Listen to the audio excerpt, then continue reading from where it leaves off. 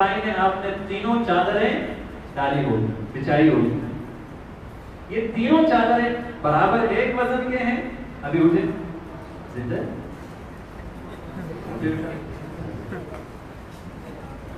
اٹھے نیچے ہو جائیں. ابھی آ جائیں.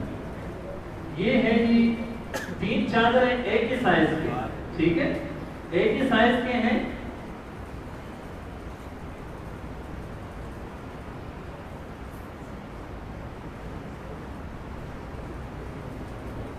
بیٹا بس ٹھیک. ابھی اس میں دو تین چیزیں. کفن جو ہے یہ تین قسم کا ہے. ایک وہ کفن ہے جو نبی علیہ السلام کا سنت طریقہ ہے اور سب سے افضل طریقہ ہے. سنت طریقہ اور افضل طریقہ وہ کیا ہے کہ تین چادریں ہو اور سفید کپڑے ہو. تین چادریں ہو، سفید کپڑے ہو. فرض کرے سفید نہیں مل رہا تو اپنے انہی کپڑوں میں بھی آپ اس کو دفن کر سکتے ہیں. یہ ضروری نہیں ہے، لیکن افضل کیا ہے کہ آپ کے پاس سہولت ہے، آپ کے لیے آسانی ہے. تو نبی علیہ السلام نے فرمایا سفید کپڑے نبی علیہ السلام نے پسند کی. زندگی میں بھی نبی علیہ السلام نے زیادہ تر سفید کپڑوں کو پسند کیا ہے. فرمایا کہ اسی کو پسند بھی کیا اور اسی میں اپنے مردوں کو بھی دفن کر لیا کرے. یہ نبی علیہ السلام نے فرمایا. تو سفید کپڑوں کا انتخاب کرنا چاہیے. تین کپڑوں کو لیا. تین کپڑوں کو لینے کے بعد یہ کپڑے اتنے ہونے چاہیے لمبائی کے اعتبار سے کہ پاؤں کے حساب سے بھی یہ لمبے ہو، سر کے حساب سے بھی یہ کپڑا زیادہ ہو، تاکہ جب اس کو ہم اکٹھا کریں گے تو باندھنے کے لیے بھی جگہ ہو اور جب قبر میں اتارتے ہیں تو وہاں پکڑنے کی بھی ہمارے پاس اتنا اضافہ کپڑا بچ جائے کہ ہم وہاں سے پکڑ بھی سکتے ہیں. اسی کپڑے سے ہم دو یا تین حصے الگ کر دیں گے. ایسے پھاڑ دیں گے، ایسے ایسے یہ پھاڑ کے اپنے پاس رکھ دیں گے ادھر. اور ایک ہم بالکل اس کے درمیان میں ان کفنوں کو ڈالنے سے پہلے یہاں نیچے ڈال دیں گے. سمجھ آ گئی بات؟ کفن کو رکھنے سے پہلے ایک اسی کپڑے کا حصہ بے شک کسی اور کا ہو، وہاں سے یہاں تک ایک ہم نے ڈال دیا. ایک کپڑا ٹوٹا ٹکڑا کپڑے کا، ٹھیک ہے. یہ تین ہو جائیں گے کیونکہ ایک سے ہم نے ادھر سے کپڑا باندھنا ہے اور ایک سے درمیان میں باندھنا ہے تاکہ کھل نہ جائے، اور ایک سے سر والی طرف سے باندھنا ہے. پھر ہم کریں گے دائیں طرف سے.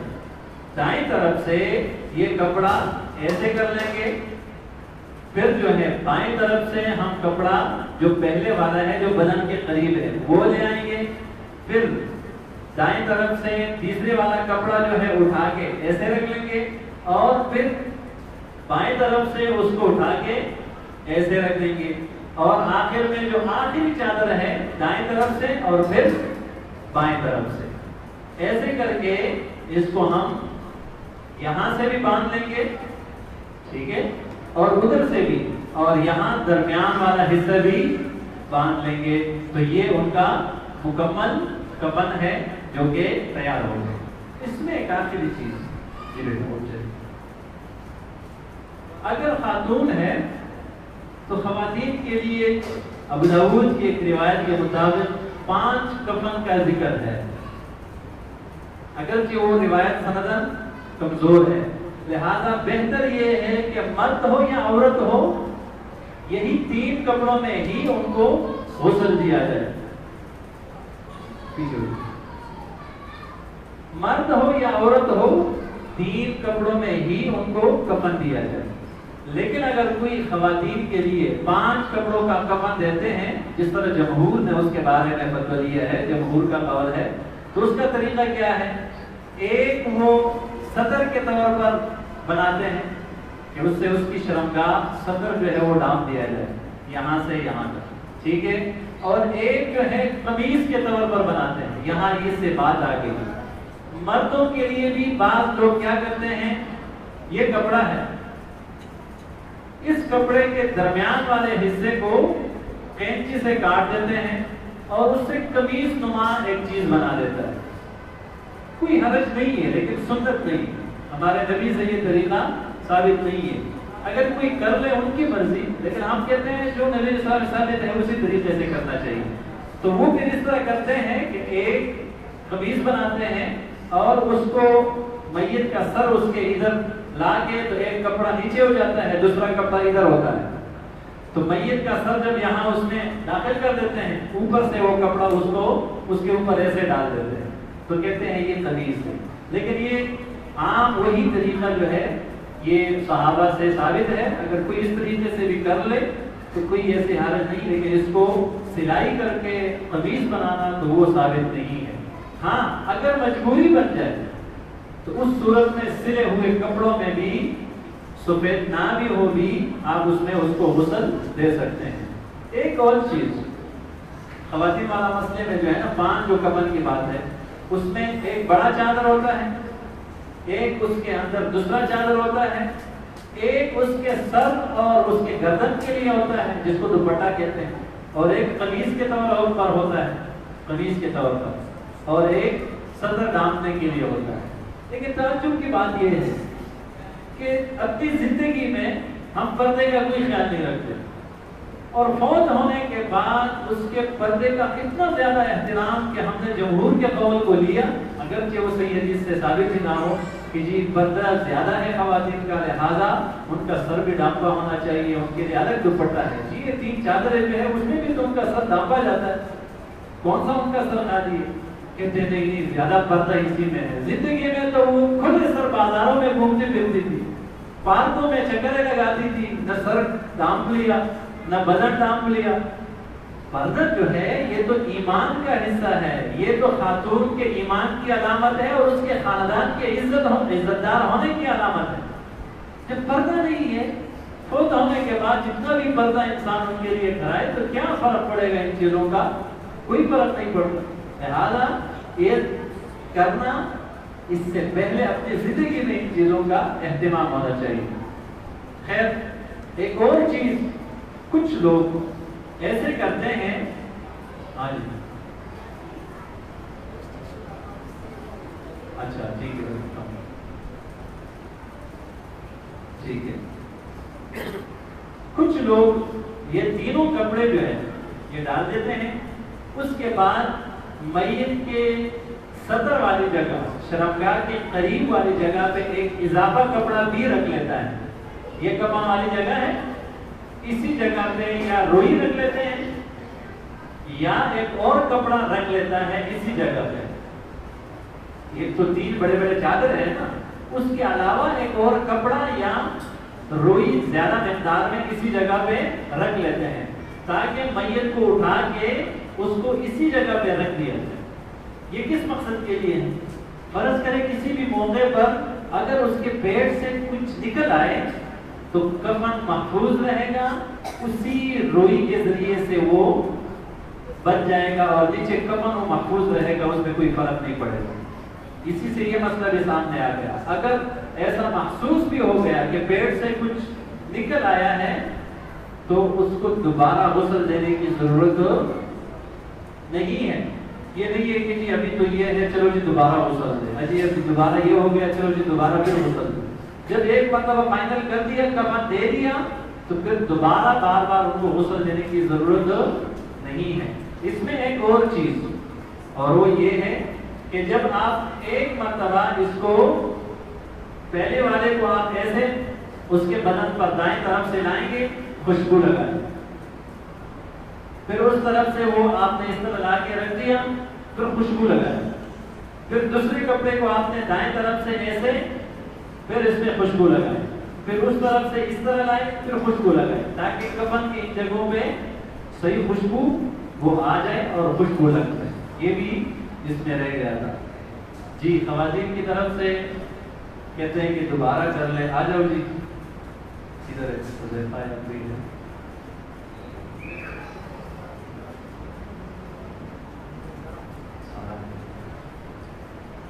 حضور کے بعد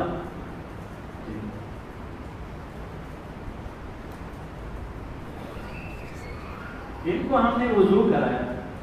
وضو کے بعد سب سے پہلے ہم اس کا استنجا کرائیں گے. لیکن اب ان کے پیٹ میں دبا کے وہ تو شروع میں ہم نے کیا نا، استنجا کے بعد پھر استنجا کیسے کریں گے کہ ان کی یہ پاؤں جو ہے اس طرح اٹھا کے ان کے سطر پہ کپڑا ڈالیں گے.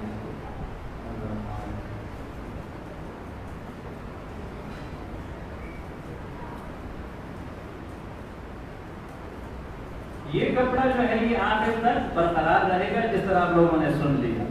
ابھی ہم اس کا استنجا جب کریں گے تو ایک پاؤں اٹھا لیا، ادھر سے پانی ڈالیں گے اور ادھر سے بھی جب پانی ڈالیں گے ایسے زور سے ڈالیں گے، ٹھیک ہے، اور وہاں سے بھی زور سے پانی ماریں گے اور ہاتھ سے کپڑا لپیٹ کے اس طریقے سے اس کا استنجا کرائیں گے. تو اس طریقے سے اس کے بعد پانی سائڈوں پہ مار کے یہ جگہ صحیح صاف ستھرا کریں گے. اس کے بعد ان کے مکمل وضو اور وضو کے بعد پھر اس کا دائیں طرف شروع ہوگا. اس طرف سے یہاں پہ پانی ڈال لیں گے، بیری والے پتے والے پانی بھی ڈال سکتے ہیں اور اس طریقے سے صاف ستھرا دوسرا پانی جو ہے اس کے ذریعے سے بھی ہو سکتا ہے. پھر صابن لگا دیں گے. یہ اوپر والا حصہ پاؤں تک ہم نے دھو لیا، صاف ہو گیا. ابھی جو ہمارا دوسرے سائڈ پر ہمارا ساتھ ایک یا دو بندے ہونے چاہیے. یہاں بات یاد رکھیں، خاص کر خواتین میں یہ بیماری بہت زیادہ ہے.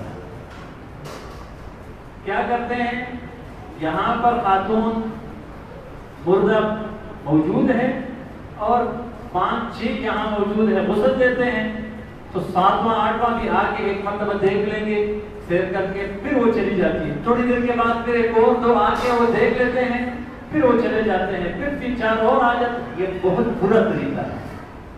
3-4 بندے ہو، بے شک 5 بندے ہو جائیں جو آپ کی ضرورت کی ہو، اس کے علاوہ کسی کو بھی آپ اجازت نہ دیں. ہر کوئی آ رہا ہے، کوئی جا رہا ہے، کوئی کار. یہ بہت غلط طریقہ ہے. میت کو غسل دینے میں سب سے بنیادی چیز امانت کا خیال رکھنا ہے کہ آپ اس کے لیے امین بن جائیں، اس کے لیے عزت بننے والے شخصیت بن جائیں. تو آپ 3-4 خواتین کے بجائے 10 خواتین اکٹھی کر لیتے ہیں اور اس میں سے پتہ نہیں کون کون حصہ لے رہے ہیں. تو اس وجہ سے عین موقع پر آپ کے پاس آپ کے ضرورت کے لوگ ہونا چاہیے، اس سے زیادہ لوگ نہیں ہونا چاہیے. تو آپ کے ساتھ جو ضرورت کا بندہ ہے، یہ اوپر والا حصہ صاف ہو گیا.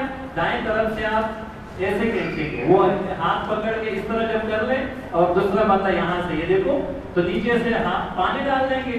جگہ بھی صاف ہو گیا اور ان کے جسم کو ہم نے گیلا کر دیا، صابن لگا دیا وہاں تک، اور اس کپڑے کے نیچے پانی پھینکیں گے، کپڑے کو بالکل نہیں اٹھائیں گے.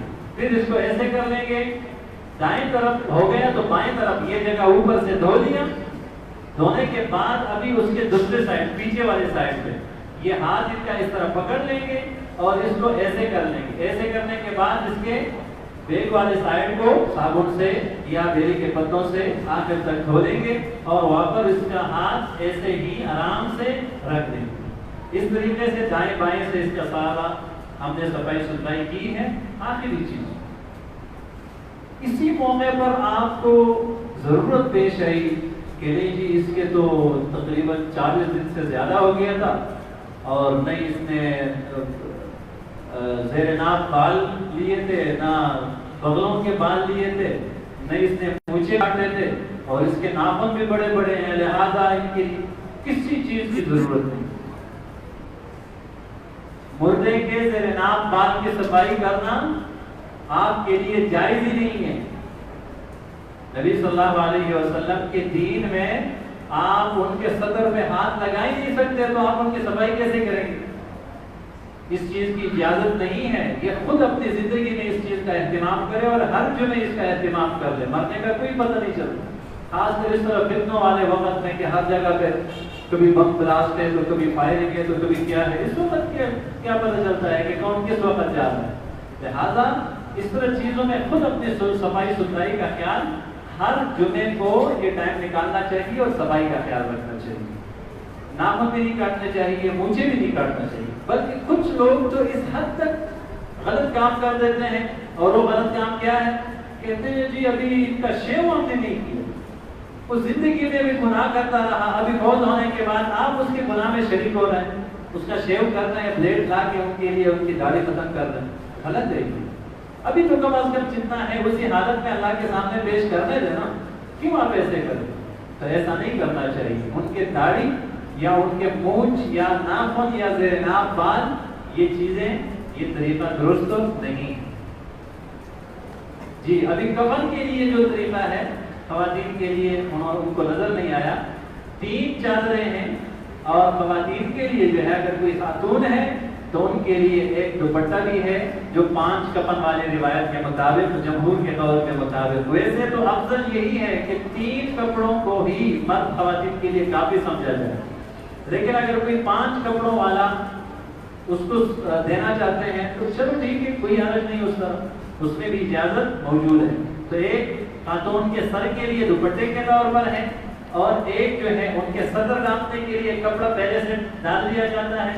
سب سے پہلے تو بڑی چادر ڈالیں گے، سب سے پہلے نیچے بڑی چادر ڈال دیں گے، اس کے بعد پھر ایک اور چادر ڈال دیں گے، 2 چادریں ہو گئی، پھر ایک اور چادر کتنا ڈالیں گے جو یہاں سے یہاں تک ہو وہ چادر، تاکہ ان کا صدر سب سے پہلے ڈھانپ دیا جائے، اور ایک جو ہے ان کے سر کے لیے دوپٹے کے طور پر، اور ایک قمیص کے طور پر ہوتا ہے۔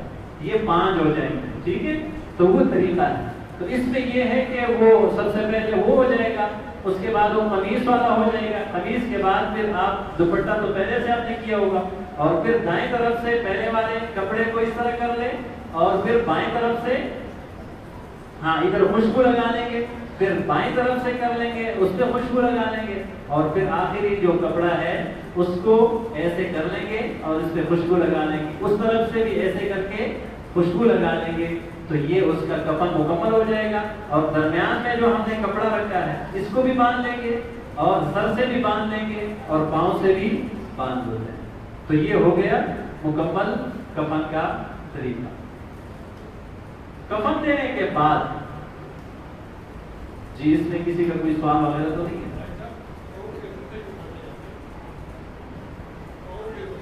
ہاں، یہ شروع میں باندھے جاتے ہیں۔ غسل جب ہم دیتے ہیں تو سب سے پہلے ہم اس کے کپڑے اتاریں گے، یہ بات رہے گی۔ کپڑے کیسے اتاریں گے؟ اگر آسانی ہو تو کپڑے اتارنے چاہیے، لیکن اگر آسانی نہ ہو آپ کینچی لے لیں گے، یہاں سے یہاں تک سائڈ سے، اور یہ کپڑا اوپر پڑا ہوگا یہاں سے یہاں تک، اور اس کو کھینچ لیں تو آپ اتار دیتے ہیں اس طرح۔ یہ شلوار آپ نے اتار دی، قمیص کو بھی یہاں سے آپ نے آستین کو کینچے سے کاٹ دیا، اور یہاں سے اس کو کاٹ دیا ادھر تک، یہ دوسری طرف بھی اسی طرح کاٹ دیا، اس کو اتار دیا، اور اس کو دوسری طرف تھوڑا سا ایسے کر کے دوسری طرف والا قمیص کا حصہ کھینچ لیا۔ یہ کپڑے آپ نے اتار دیے۔ کپڑے اتارنے کے ساتھ ہی آپ ان کے پاؤں کے انگوٹھے جو باندھے ہوئے تھے وہ بھی کھول دیں گے، کیونکہ ابھی آپ اس کو غسل دیں گے تو آپ کے لیے ایسی کوئی چیز نہیں ہونی چاہیے جو آپ کے غسل دینے میں حائل بنے اور رکاوٹ بنے۔ اس کے علاوہ کوئی چیز جی دوبارہ ضرورت جب اس میں باندھے جاتے ہیں تو دوبارہ انگوٹھے باندھنے کی ضرورت نہیں آتی، بیش ہاں وہاں سے باندھ دیتے ہیں نا نیچے کفن کا، اس وجہ سے اس میں کوئی حرج نہیں، ضرورت ہو تو ہاں تاکہ وہ پاؤں اس طرح آ جائے۔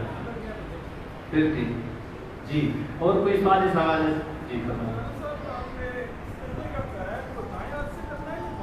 یہ بائیں ہاتھ سے کریں جس طرح میں ہاں یہ اگر ہم نے تو صرف طریقہ بتایا نا، تو ہم اپنے دائیں ہاتھ سے اشارہ کر رہے تھے، ورنہ زندگی ہو یا زندگی کے بعد کسی کا استنجا کرانا ہو غسل کے وقت یہ بائیں ہاتھ سے ہی ہوتا ہے۔ نبی علیہ السلام نے فرمایا دائیں ہاتھ جو ہے یہ پاکیزہ چیزوں کے لیے ہے، اور یہ ہاتھ جو ہے یہ گندگی دور کرنے کے لیے اور اس طرح چیزوں کے لیے، استنجا وغیرہ کے لیے یہ ہاتھ استعمال ہوگا۔ ٹھیک ہے جی، اور کوئی سوال اس حوالے سے؟ یہ کلیئر ہے انشاءاللہ۔ اس کے بعد ابھی میت کو ہم اٹھاتے ہیں، کفن دے دیا، اس کے بعد میت کو زیادہ یہ ہمارا میت کے ساتھ کیا ہے اس چیز کو سمجھنے کی کوشش کریں۔ ہمارے معاشرے میں یہ بھی بہت بڑی خرابی ہے، نہیں جی ابھی وہ لاہور سے بندے آ رہے ہیں، ابھی پشاور سے آ رہے ہیں، ابھی بٹیلا سے آ رہے ہیں، ابھی لوگوں کا مقصد کیا ہے؟ دعا ہی ہے نا، جنازے میں شرکت ہے، وہاں سے بھی تو دعا کی جا سکتی ہے، یہ دعا تو بعد میں بھی کی جا سکتی ہے۔ آپ کی وجہ سے اگر اس مردے کو ہم نے پورا 1 گھنٹہ آگ کی وجہ سے ہم نے لیٹ کر دیا، کفن کے بعد اچانک اس کا کفن خراب ہو گیا. لوگ تو اتنے ہوشیار بھی نہیں ہے اور اتنا کسی پہ پردہ بھی رکھنے والے نہیں ہیں. لوگ زندہ لوگوں کو معاف نہیں کرتے تو مردے کو کیا معاف کریں گے؟ وہ تو اس مردے کا تو کچھ نہیں ہوتا، وہ بیچارہ تو دنیا سے چلا گیا. لیکن ان کی عزت اچھالنے والے بہت ہوتے ہیں. وہ جی اس کا کفن ایسے ہو گیا، وہ تو اس طرح ہو گیا. آپ کی وجہ سے اس مردے کی بے عزتی ہو گئی. لہٰذا یہ نبی علیہ السلام نے سختی سے منع کیا. اسرعوا، نبی علیہ السلام نے ابھی جلدی سے کام لو جی، جلدی جلدی قبر میں دفن کرنے کی کوشش کرے. ابھی مزید اس کو روکنا، اس کا انتظار، یہ طریقہ بالکل شریعت کے منافی ہے، درست طریقہ نہیں ہے. مردے کے ساتھ احسان کیا ہے؟ ابھی جلدی جلدی قبر تک پہنچائے اور اس کو دفن کرے. اس کے بعد ابھی کس چیز کی نوبت آتی ہے؟ قبرستان میں لے جانے کا. قبرستان میں لے جانے کا، تاکہ قبرستان میں نماز جنازہ ادا کیا جائے، یا اگر قبرستان نہیں ہے تو کسی مسجد میں بھی نماز جنازہ ادا کی جا سکتی ہے. ابھی اگر ہم اس کو قبرستان لے جاتے ہیں، میت کو اٹھایا، وہاں سے ایک بندہ چیخ مارتے ہیں جی کیا کہتے ہیں؟ کلمہ شہادت. وہاں سے ایک بندہ کہتے ہیں کلمہ شہادت. پیچھے سے لوگ پتہ نہیں کیا، یہ کہاں سے بنایا ہوا دین ہے پتہ نہیں ہمارا. یہ کسی حنفی مذہب میں بھی نہیں ہے. اللہ کی قسم، میں نے جہاں پہ فقہ کی چاروں مذہب کی کتابیں میں نے مطالعہ کی ہے اور پڑھی ہے. میں صرف اس طرح مولوی نہیں ہوں کہ آخری صورتیں پڑھ کے، الحمدللہ یہ ساری فقہ کی کتابیں میں نے پڑھی ہے. فقہ حنفی میں بھی کیا ہے؟ یہ چیز نہیں ہے بلکہ منع ہے. تحتاوی کا آپ مطالعہ کر لیں، فتاوی عالمگیری کا آپ مطالعہ کر لیں. واضح الفاظ میں انہوں نے لکھا ہے کہ میت کو قبرستان کی طرف لے جاتے وقت جو آوازیں نکالی جاتی ہے، کلمہ شہادت اور تکبیریں پڑھی جاتی ہے، یہ ساری بدعت ہے. دین کے ساتھ اس کا کوئی تعلق نہیں. حیران ہوتا ہے انسان کو، حیرانگی ہوتی ہے کہ اپنے مذہب میں بھی ایک چیز نہیں ہے تو اس پر بھی عمل کیا جا رہا ہے. حالانکہ ہم سب کا مذہب کیا ہے؟ اسلام ہے. اور ہمارے نبی نے کیا فرمایا کہ جنازے کے ساتھ کسی قسم کی آواز اور آگ نہیں جانا چاہیے. آواز اور آگ، جو آگ جلایا جاتا ہے، آگ بھی نہیں جانا چاہیے کیونکہ مجوسیوں کے ساتھ مشابہت ہے. ٹھیک ہے؟ اور کوئی بھی آواز بھی بلند نہیں کرنا چاہیے. لیکن یہاں پہ کوئی باز ہی نہیں آتا. اور یہ صحابہ کرام سے بھی ثابت ہے. صحابہ کرام فرماتے ہیں کوئی اس طرح اگر بلند آواز سے باتیں بھی کرتے تو ہم اس کو بدعت شمار کرتے. کوئی ذکر بلند کرنا اس کو بھی بدعت شمار کرتے. لہذا جب جنازہ ہم لے کے جاتے ہیں اس وقت کسی قسم کی کلمہ شہادت یا دوسرا کوئی ذکر بلند آواز سے کرنا یہ ہمارے دین میں نہیں ہے. ہمارے رسم میں تو ہو سکتا ہے، نہ ہمارے فقہ حنفی میں ہے، نہ حنبلی میں ہے، نہ مالکی میں ہے، نہ شافعی میں ہے، اور نہ ٹوٹل ہمارے دین اسلام میں ہے. اس کا کوئی وجود نہیں. لہٰذا اس کو ایسا ختم کرنا چاہیے. چھوڑ دیں ان چیزوں کو، اصل دین پہ آ جائے. اصل دین کیا ہے کہ اپنے بارے میں غور فکر کرے کہ میں بھی اسی طرح ایک دوسروں کے قدموں پہ قبرستان کی طرف روانہ ہوں گا. میرا اپنا کوئی اختیار نہیں ہوگا. لوگ مجھے لے جا کے قبرستان میں لے جائیں گے اور میرا کفن دفن کا بندوبست کریں گے. اپنے بارے میں ذرا سوچیں اور اس طرح ذکر اذکار کرتے رہے اپنے طور پر. اس میں آواز نہیں نکلنا چاہیے. اور اپنے اسی غور فکر میں قبرستان جائے، وہاں جنازیہ پہنچے، جنازیہ میں آپ جنازہ ادا کریں. کیا خواتین جو ہے وہ جنازہ پڑھ سکتے ہیں یا نہیں؟ خواتین بھی نماز جنازہ ادا کر سکتی ہیں. اور یہ نبی صلی اللہ علیہ وسلم کے صحابیات سے ثابت ہے. عائشہ رضی اللہ تعالیٰ عنہا نے یہی فرمایا تھا کہ ساتھا یا کون سے صحابی تھے رضی اللہ تعالیٰ عنہ، عبد الرحمن جی، اس کو کہا تھا کہ اس کا جنازہ جو ہے مسجد میں لے آئے تاکہ ہم خواتین بھی اس کے جنازے میں شریک ہو سکے. لہذا اگر ایسا موقع خواتین کو مل جائے کہ پردے والی جگہ ہے اور مسجد میں نماز جنازہ ادا ہو رہا ہے اور خواتین کے لیے الگ جگہ موجود ہے تو وہ بھی جنازہ ادا کر سکتے ہیں، نماز جنازہ میں شرکت کر سکتے ہیں. اگر قبرستان میں خواتین کے لیے الگ جگہ ہے تو اس میں صرف دوسرے احادیث میں یہ ہے کہ ہمیں جنازے کے پیچھے جانے سے منع کیا گیا ہے. تو اگر ضمناً ایسا کوئی قریب کوئی جگہ موقع ملے تو پھر وہ شرکت کر سکتے ہیں. خصوصی طور پر جنازیات جانا یہ صرف مردوں کا کام ہے، اتنا کھلا اجازت بھی خواتین کے لیے نہیں ہے۔ ہاں اس کے لیے اس کا یہ بھی طریقہ ہو سکتا ہے جس طرح ابن عثیمین رحمہ اللہ نے یہ بات ذکر کی ہے کہ خواتین اسی گھر میں اسی میت پر اپنے گھر میں ہی نماز جنازہ ادا کر لیں۔ میرے گھر میں یہ پہلی بار سن رہے ہیں، خواتین اسی میت کے گھر میں اپنے گھر میں ہی میت پر خواتین نماز جنازہ ادا کر لیں، مرد حضرات پھر جہاں نماز جنازہ پڑھتے ہیں وہاں ادا کر لیں، تو ان کا بھی حصہ آ گیا، ثواب بھی کما لیا، میت کے لیے دعائیں بھی کی۔ ہو سکتا ہے اللہ تعالیٰ اسی کمزور مخلوق کی خواتین ذرا مردوں سے کمزور ہے نا، ان کی اللہ رب العالمین زیادہ سنتے ہیں، ہو سکتا ہے ان کی دعاؤں سے اللہ تعالیٰ اس کو معاف کر لے، اور پھر وہاں عائشہ رضی اللہ تعالیٰ عنہا کا عمل بھی موجود ہے، تو لہٰذا خواتین بھی نماز جنازہ میں شرکت بھی کر سکتے ہیں اور وہ نماز جنازہ ادا کر سکتے ہیں۔ پھر اس کے بعد نماز جنازہ اس میں طریقے جو ہے 2-3 طریقے ہیں، 2 طریقے بیان کرتے ہیں۔ ایک طریقہ یہ ہے کہ 4 تکبیریں ہیں اور 4 تکبیروں میں پہلا تکبیر پڑھ کے سورہ فاتحہ سے شروع کریں گے۔ نبی صلی اللہ علیہ وسلم کا یہ طریقہ تھا، الحمدللہ رب العالمین سے شروع کریں گے، اللہ اکبر کے بعد الحمدللہ رب العالمین سے اعوذ باللہ من الشیطان الرجیم بسم اللہ الرحمن الرحیم الحمدللہ رب العالمین سے شروع کریں گے۔ نماز جنازہ میں ثنا نبی علیہ السلام سے ثابت نہیں ہے، نماز جنازہ میں ثنا نبی علیہ السلام سے ثابت نہیں ہے، ڈائریکٹ ہی تکبیر کے بعد ہم الحمدللہ رب العالمین بسم اللہ اعوذ باللہ پڑھنے کے بعد الحمدللہ رب العالمین سے شروع کریں گے۔ جب ہم سورہ فاتحہ مکمل کر لیں تو کوئی سورت اس کے ساتھ ملا لیں گے، اس کے بعد پھر تکبیر کہیں گے اللہ اکبر، اور اس میں آپ ہاتھ اٹھا بھی سکتے ہیں کیونکہ عبداللہ بن عمر سے روایت ہے، صحیح سند سے ثابت ہے کہ وہ ہر تکبیر کے ساتھ جنازے میں بھی ہاتھ اٹھاتے تھے، لہٰذا آپ ہاتھ اٹھا بھی سکتے ہیں، کوئی نہیں اٹھانا چاہتے نہ اٹھائے، لیکن کوئی اگر اٹھانا چاہتے ہیں تو اس پر بھی دلیل موجود ہے کہ ہر تکبیر کے ساتھ ہاتھ اٹھایا جائے، اور پھر آپ کہیں کہ اللہم صلی علی محمد جو درود ابراہیمی ہے تشہد میں جو درود ہم پڑھتے ہیں اس طریقے سے وہ پڑھیں گے۔ جب وہ مکمل ہو جائے پھر ہم تیسری تکبیر کہیں گے اللہ اکبر، پھر دعائیں پڑھیں گے، اور اس دعاؤں میں ہم سے اتنا ظلم ہوتا ہے میت کے ساتھ کہ اس کا اندازہ نہیں۔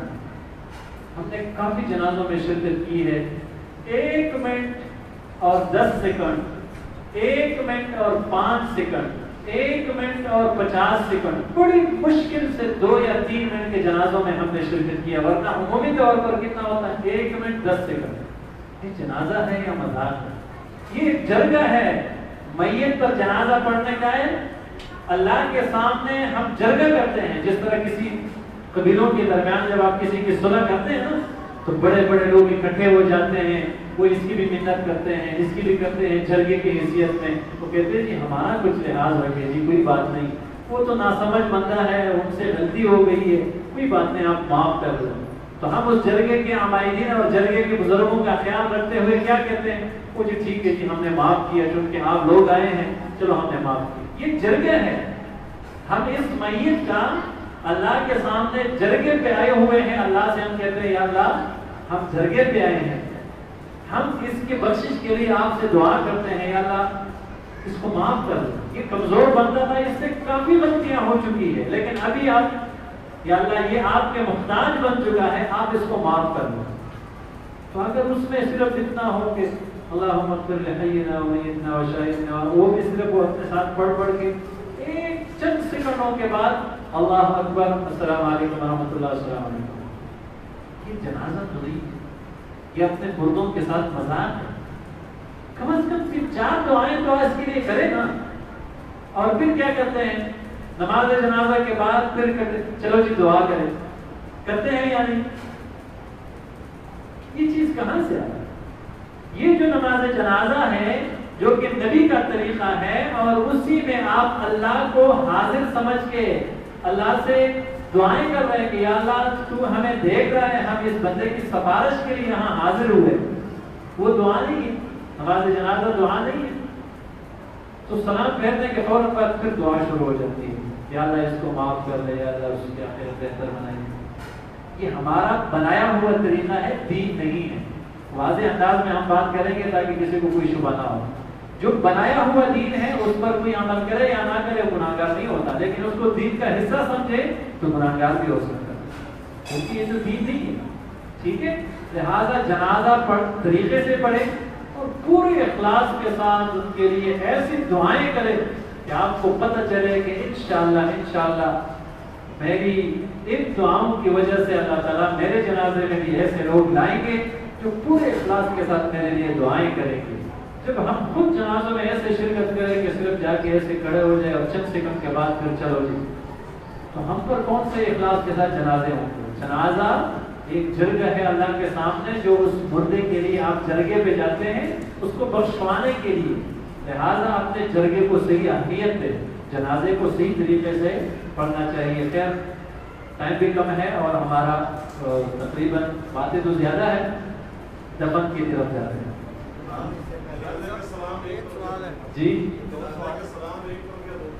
جی جنازے میں اصل جو ہے سلام وہ تو ایک ہی طرف ہے، وسلم تسلیمۃ، اور پھر ایک ہی سلام پھیر دیا، ایک ہی سلام کا ذکر ہے. دونوں طرف سلام پھیرنے کا جنازے میں کوئی ذکر نہیں، بلکہ امام مالک رحمہ اللہ فرمایا کرتے تھے کہ جو دونوں طرف سلام پھیرتے ہیں یہ انسان جاہل ہے. جو علماء کہتے ہیں کہ دونوں طرف سلام پھیرنا چاہیے یا پھیر سکتے ہیں، تو اس میں گنجائش کس چیز سے نکلتی ہے؟ کہتے ہیں کہ جس طرح ہم فرض اور نفلی نمازوں میں دونوں طرف سلام پھیرتے ہیں نا، لہذا نماز جنازہ بھی ایک نماز ہی ہے، لہذا دونوں طرف بھی سلام پھیر دے تو کوئی حرج نہیں ہے. ہم کہتے ہیں ٹھیک ہے. ہم بھی یہی کہتے ہیں کہ اگر کوئی اصل کو مانتے ہیں کہ اصل تو یہی ہے کہ ایک ہی طرف سلام پھیر دیا جائے، لیکن کبھی کبھی اگر دونوں طرف بھی سلام پھیر دیا جائے کوئی حرج نہیں ہے. لیکن ہم نے الٹ کیا، ہم کہتے ہیں کہ ایک طرف سلام ہے ہی نہیں، جو کہ اصل طریقہ ہے. اصل طریقہ کیا ہے کہ ایک ہی طرف سلام ہے، اور دونوں طرف سلام پھیرنا ہم لازمی حصہ سمجھتے ہیں، تو یہ ظلم ہے. دونوں طرف سلام پھیرنا جائز ہے، اور اصل طریقہ کیا ہے کہ ایک ہی طرف سلام پھیر دیا جائے. جی ایک سوال میرا جی آگے. جو جنازے کو کندھا دیتے ہیں اس میں محرم اور غیر محرم کا جو ایک چکر ہے، تو آیا غیر محرم بھی کندھا دے سکتا ہے؟ دوسرا یہ ہے کہ جو بعض اوقات کئی لوگ دو جنازے کرواتے ہیں، ایک جہاں کروایا یا پھر اس میں ایک بندہ دونوں دفعہ جنازہ پڑھ سکتا ہے یا ایک ہی دفعہ پڑھے گا؟ جہری نماز جنازہ بھی ادا کر سکتے ہیں، اس پر کئی احادیث ہیں. صحابی کہتے ہیں نبی صلی اللہ علیہ وسلم ایک میت پر نماز جنازہ ادا کر رہے تھے، اور آپ نے بلند آواز سے کہا یا اللہ اس کو معاف کر لے، اس کی قبر کو ایسے کر لے. یہ کافی دعائیں پڑھی، اور میں نے جب یہ دعائیں سنی تو میں نے دل میں یہ خواہش ظاہر کی کاش یہ مردہ میں ہی ہوتا کہ نبی علیہ السلام یہ دعائیں میرے لیے کر لیتے. تو یہ اس چیز کی دلیل ہے کہ وہ پیچھے کھڑے ہیں اور نبی علیہ السلام سے دعائیں یاد کر رہے ہیں. تو نبی علیہ السلام نے بلند آواز سے دعائیں کی ہیں تو انہوں نے اسی کی ہے نا. اگر نبی علیہ السلام نے بلند آواز سے دعائیں نہ پڑھی ہو تو وہ سن سکتا تھا. تو یہ اس چیز کی دلیل ہے کہ نبی علیہ السلام نے جہری آواز میں بھی نماز جنازہ ادا کی ہے، وہ پڑھ سکتے ہیں، اس میں کوئی حرج نہیں. جو بھائی کا سوال ہے کہ خواتین کو جو غیر محرم ہے اس کو کندھا جی کہ کیا خواتین ہو تو اس کو غیر محرم کندھا دے سکتے ہیں یا نہیں، اس کا بھی دین سے کوئی تعلق نہیں. محرم غیر محرم کا کوئی ہمارے دین میں ایسے کوئی ممانعت نہیں ہے. محرم غیر محرم کا فرق کندھا دینے میں بالکل نہیں. یہاں تک کہ قبر اتارنے میں بھی نبی علیہ السلام نے کس کو کہا؟ نبی علیہ السلام اپنی بیٹی کو دفنا رہے اور قبر میں کون اتار رہے ہیں؟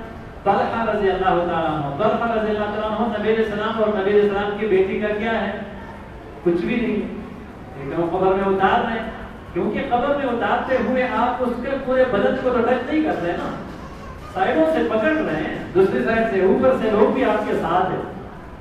لیکن نبی علیہ السلام نے ان کو قبر میں اتارا کہ چلے طلحہ آپ اس کو دفن کر. لہٰذا یہ محرم غیر محرم کا فرق ہمارے فقہ حنفی کے مطابق تو ہے، لیکن اس پر کوئی دلیل نہیں ہے. لہٰذا اس کو اتنا بڑا نہیں بنانا چاہیے کہ بندہ اتنی سختی کرے کہ نہیں نہیں نہیں دوسرے لوگ نہ آئے، کرنا نہ دے. وہی لوگ کرنا دے رہے ہیں، ثواب کما رہے ہیں، آپ کو کیا فرق پڑ رہا ہے؟ جی تیسرا جو سوال تھا بھائی کا کہ کیا نماز جنازہ جب ایک جگہ پہ بندہ ادا کر لے دوسری جگہ پہ دوبارہ بالکل کر سکتے ہیں، اس میں کوئی حرج والی بات نہیں ہے۔ ایک سوال رہ گیا جی یہ جب شوہر جی فرمائیں۔ بہت ہو جاتی ہے نا تو یہ کہ ہے کہ جی شوہر اپنی بیوی کا منہ نہیں دے سکتا یا کندھا نہیں دے سکتا، اس کا ہے سکتا ہے۔ یہ ہمارے بعض لوگوں کی فقہ کی کتابوں میں یہ چیز ہے جس میں وہ کہتے ہیں کہ جی شوہر جو ہے وہ بھی فوت ہونے کے ساتھ ہی شوہر جو ہے وہ بھی ختم ہو گیا، اس کا نکاح ٹوٹ گیا۔ یہ ہمارے پاس فقہ کی کتابوں میں ہے، لیکن یہ بات صحیح نہیں ہے۔ نکاح کیسے ختم ہو گیا؟ آخرت میں بھی یہ دونوں جو ہے جنت میں اکٹھے ہوں گے، نکاح ختم ہو گیا تو وہاں پہ نیا نکاح کریں گے پھر جنت میں۔ یہ فقہ کی کتابوں میں ہے، ہمارے کسی صحیح حدیث میں یہ چیز نہیں ہے، یہ غلط بات ہے، تو لہٰذا اس کی بھی کوئی ایسی بات نہیں ہے۔ جی میرا سوال ہے تو ہاں جی میت کو ہاں، جب نکاح ختم ہو گیا میراث کس چیز کا لے رہا ہے؟ میراث کے لیے تو ہم باغ چھوڑ کے آ رہے ہیں، تو اس میں تو ہم نکاح کو جب نکاح ختم ہو گیا پھر تو سارا رشتہ ختم ہو گیا۔ جی میرا سوال ہے، میرا تو سن لیں قاری صاحب۔ ہاں جی ہاں، عدت کے بعد وہ تو پھر ختم ہو گیا نا، ظاہر بات ہے۔ اسلام نے اس کے لیے ایک لمٹ تو مقرر کیا، ایک لمٹ مقرر کیا کہ 4 مہینے اور 10 دن تک یہ اپنے کسی شوہر پر سوگ منائے گی۔ اس کے بعد اگر یہ خاتون کسی اور سے نکاح کرے گی تو پھر اس کا نکاح پہلے سے ختم ہو گیا۔ ابھی تک یہ اسی کی بیوی شمار ہوتی ہے، جب تک یہ زندہ ہے یہ اسی میت کی بیوی ہی شمار ہوتی ہے۔ ہاں، اگر یہ اپنی زندگی میں کسی اور بندے سے عدت کے بعد نکاح کر لے تو پھر ہم کہہ سکتے ہیں کہ یہ ابھی خان کی بیوی ہے۔ چہرہ دکھاتے ہیں، ہاں جی چہرہ دکھاتے ہیں